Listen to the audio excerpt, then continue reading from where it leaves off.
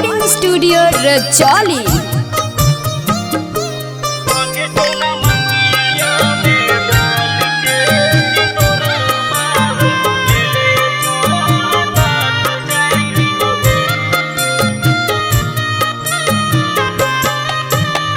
बाबूजी से कर ली वो बतिया हम टोलिया बरात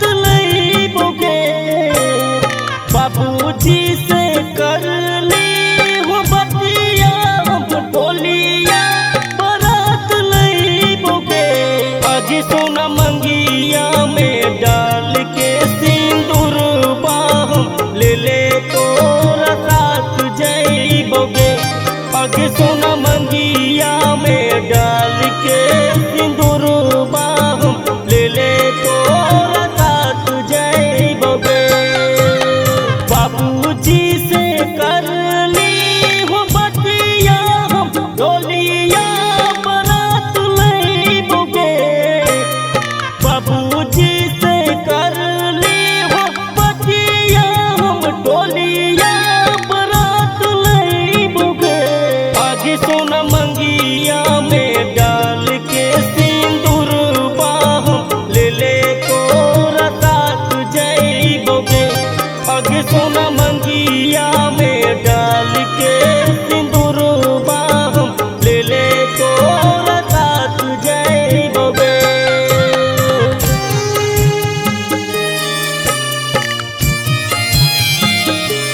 आगे सोना मंगिया में डाल के सिंदूर हम ले ले तोरा साथ जईबोगे।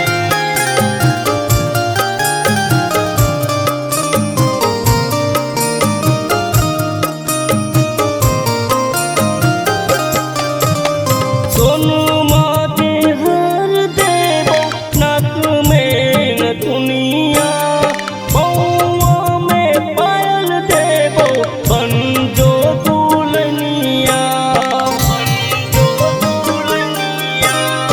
सोनुमा के हर देबो नाक में नथुनिया, पौआ में पायल देबो बनजो दुल्हनिया।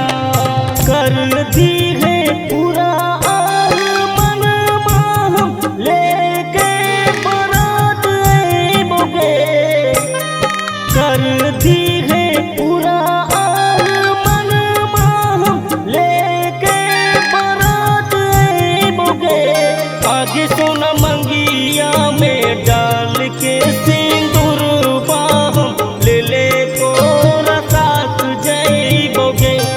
आगे सोना मंगिया में डाल के सिंदूर हम ले ले तोरा साथ जईबोगे।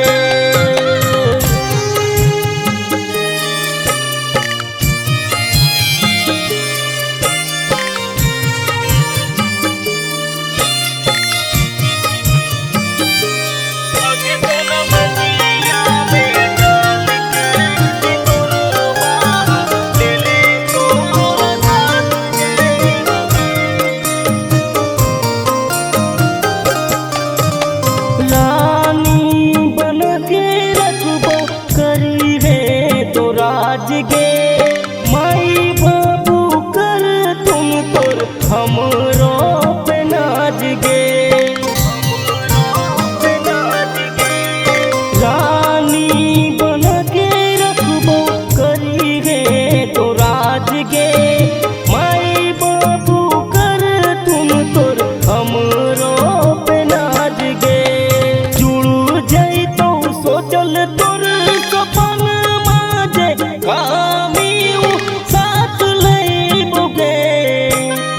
जुड़ जाई तो सोचल तोर सपन माजे कामी साथ लईबोगे। आगे सोना मंगिया में डाल के सिंदूर हम ले ले तोरा साथ जईबोगे। आगे सोना मंगिया में डाल के